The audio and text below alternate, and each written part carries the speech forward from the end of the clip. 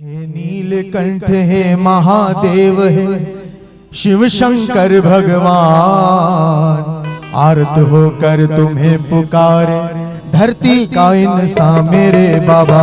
आर्त होकर तुम्हें पुकारे धरती का इंसान। हे नीलकंठ हे महादेव है शिव शंकर भगवान, आर्त होकर तुम्हें पुकारे धरती का इंसान मेरे बाबा। आर्त होकर तुम्हें पुकारे धरती का इंसान। हे नीलकंठ हे महादेव,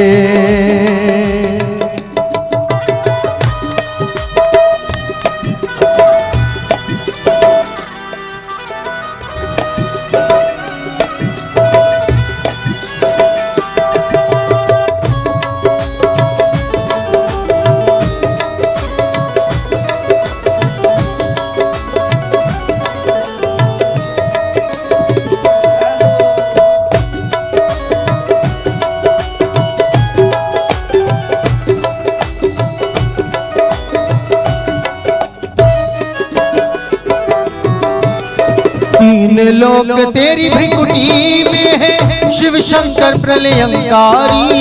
तीनों लोक तेरी भृकुटी में है शिव शंकर प्रलयंकारी। कल कल करके गंगा बेती शीश तेरे गंगाधारी।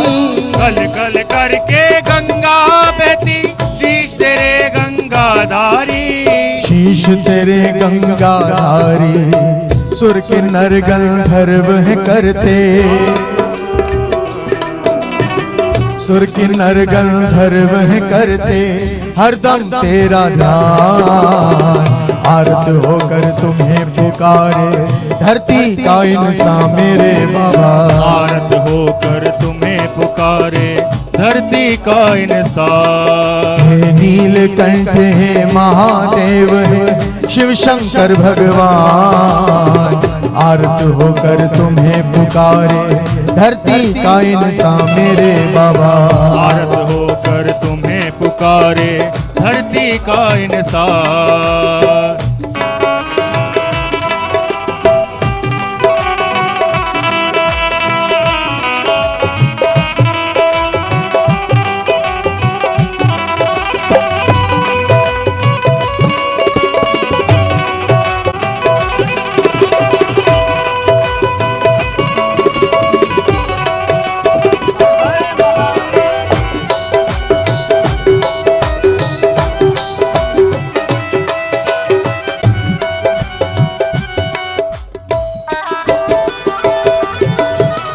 अंग अंग में श्वेत रंग है भूत प्रेतों के सरदार। अंग अंग में श्वेत भस्म है भूत प्रेतों के सरदार। तू जग में है जग तेरे अंदर सर्व कलाओं के भंडार। जग में है जग तेरे अंदर सर्व कलाओं के भंडार।